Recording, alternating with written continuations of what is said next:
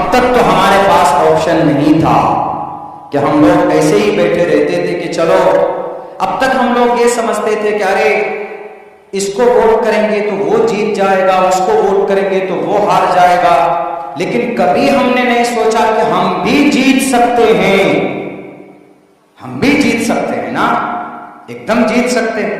आप कहेंगे कि मौलाना आप में से बहुत से लोग हमारे पुराने जो हैं वो बैठते चाय की दुकान में कहते हैं कि मौलाना क्या कीजिएगा, अगर ज्यादा से ज्यादा मेहनत कीजिएगा, हाथ पैर चलाइएगा तो आपको पूरे सीमांचल में से 15 सीट मिल जाएगी। यही कहते हैं 15 सीट में तो सरकार नहीं बना लेंगे आप, शायद उनको सियासत का ज्ञान नहीं है। 15 सीट तो बहुत है जनाब, किसी की सरकार को लटकाने के लिए है ना एक ही सीट काफी होती है, एक ही सीट। बोलिए कैसे उदाहरण देता हूं। कर्नाटका में किसी जमाने में बीजेपी और कांग्रेस इन सब के अलायंस से चुनाव लड़ा जा रहा था। बहुत जल्दी आने वाले हैं सदर साहब आपके इस दहलीज पर, आपके इस दयार पर। तो वहां पर इलेक्शन हुआ। इलेक्शन होने के बाद बहुजन समाजवादी पार्टी मायावती का एक कैंडिडेट जीता, उसका एक विधायक जीता, बाकी सब बीजेपी अलायंस के और कांग्रेस के साथ। अब एक सीट इसके पास है, एक विधायक। सरकार बनाने के लिए बस एक ही विधायक की जरूरत है, बीजेपी को भी और कांग्रेस को भी। अब दोनों देखिए सरकार नहीं बना पा रहे, क्यों? एक विधायक की कमी है। एक विधायक किसके पास? मायावती के पास। अब दोनों सर झुकाकर मायावती के पास आए कि बहन हमारी सरकार बना दीजिए। तुम बहन मायावती ने कहा कि कोई बात नहीं, सरकार बना देंगे, आपको गद्दी मिल जाएगी, लेकिन मेरी 2 शर्तें हैं। देखिए शर्तें रख रही है सरकार बनाने के लिए, 2 नहीं 3 शर्तें मानने के लिए तैयार है। मोहतरमा आप हमें सिर्फ सपोर्ट कर दीजिए। क्या क्या शर्तें हैं?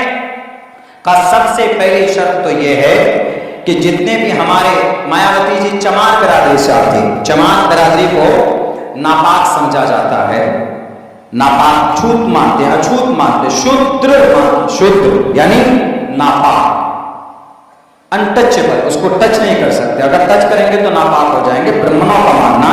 हालांकि वेदों में ऐसा कुछ नहीं, वेदों के अंदर तो यह कहा गया कि एक सारे एक ही परमात्मा की औलाद है, सब एक है। कोई अगर नापाक होता है तो अपने अमल से नापाक होता है। कोई आदमी फिजिकली बॉडी किसी की नापाक पैदा नहीं की जाती, बल्कि उसका अमल बेकार होता, अमल गंदा होता। मिसाल के तौर पर हमारे यहाँ कोई बहुत बड़ी नस्ल का सैयद है, लेकिन क्या सैयद की वजह से वो जन्नत चला जाएगा? नहीं, बल्कि उसका अमल भी टटोला जाएगा। सैयद है नाम का, लेकिन अमल गंदा है, शराब पीता है, जिना करता है, तो अमल नापाक है। ये चीज हिंदू धर्म में भी ऐसा ही पहले है। तो उन्होंने कहा पहली शर्त तो यह है कि जितने भी चमार बिरादरी के ऊपर केसेस हैं पूरे सूबे कर्नाटका में, उनको खत्म करना पड़ेगा। का दंड मानने के लिए तैयार। कहा कि जो सबसे बड़ी मिनिस्ट्री होगी वो मिनिस्ट्री देना पड़ेगा मेरे विधायक जी को। ये 2 बातें मानने के लिए तैयार। अगर नहीं मानोगे तो हम समर्थन नहीं करेंगे, तुम्हारे अपोजिशन को समर्थन कर देंगे। अब देखिए उनको झक मारकर मानना पड़ा, उनकी समर्थन, उनकी शर्तें माननी पड़ी। एक सीट लेकर मायावती अपने चमार बिरादरी की तकदीर बदल सकती है। तो ऐसी मान चल रहा है, अगर तुम्हारी 15 सीट आ गई तो आप क्या तेजस्वी को नहीं लटका सकते? पटना में लटका सकते हैं। सीमांचल के लिए जो धारा 371 और 74 के तहत 32,000 करोड़ का पैकेज जो लेकर बैठा हुआ है, हमारा सीमांचल गरीब है, सैलाब की वजह से हमारा सीमांचल बदहाल है, एक्सपोर्ट इंपोर्ट नहीं होता है, फैक्ट्रियां नहीं है।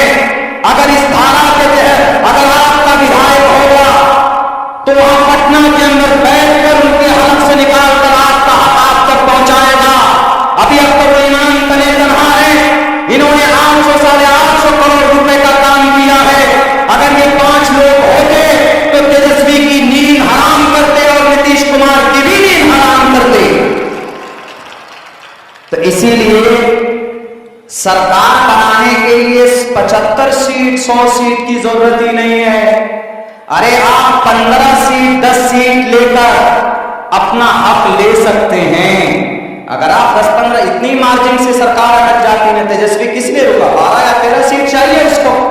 लेकिन अगर 12 सीट हमारे पास होती तो तेजस्वी आता कि अख्तरुल इमान साहब, बैरिस्टर साहब, जरा हमें सपोर्ट कर दीजिए, तो हम कहते कि ठीक हम तैयार, लेकिन सीमांचल का जो इंसाफ बनता वो दीजिए, है कि नहीं? जब सियासी ताकत आपके पास नहीं होगी तो आप कुछ नहीं ले पाए, कुछ नहीं। और हम लोग यहां पता नहीं, अरे सेक्युलर पार्टी फला, सेक्युलर पार्टी फला, कोई सेक्युलर नहीं है, सब धोखेबाज। इंडिया महागठबंधन सेक्युलर है। हम लोग बीजेपी को क्यों बुरा मानते कि मुसलमानों को नहीं लेते अपने साथ? इसलिए बुरा मानते, मुसलमानों के धार्मिक जगहों को तोड़ते हैं, मुसलमानों की मॉब लिंचिंग करते हैं, इसीलिए मानते हैं। लेकिन एक बात बताऊं आपको, इंडिया महागठबंधन भी मुसलमानों की पार्टी को नहीं लेना चाहती है, तो बीजेपी में और इंडिया महागठबंधन में कोई फर्क नहीं। हमारे लिए दोनों एक ही थैली की तरफ, एक ही सिक्के के दो पहलू। हम तो उनको अपना वफादार मानेंगे जो हमारे साथ हमारे मसाइल का हल करेगा। इसीलिए हम कहते हैं, हमारे लीडरान हमेशा से यही कहते हुए आए हैं कि मेरे साथियों, मेरे सीमांचल के लोगों, बस आपको एक प्लेटफॉर्म मिल चुका है। मजलिस इत्तेहादुल मुस्लिमीन की शक्ल के अंदर आने वाले अभी नहीं आए नहीं है, पता चल जाएगा, बैठ जाए, इत्मीनान से बैठ जाइए। वो आएंगे, आप सबको खबर होगी। वो आएंगे, अपने महबूब लीडर बैरिस्टर असदुद्दीन अवैसी साहब को करीब से देखने का मौका मिलेगा।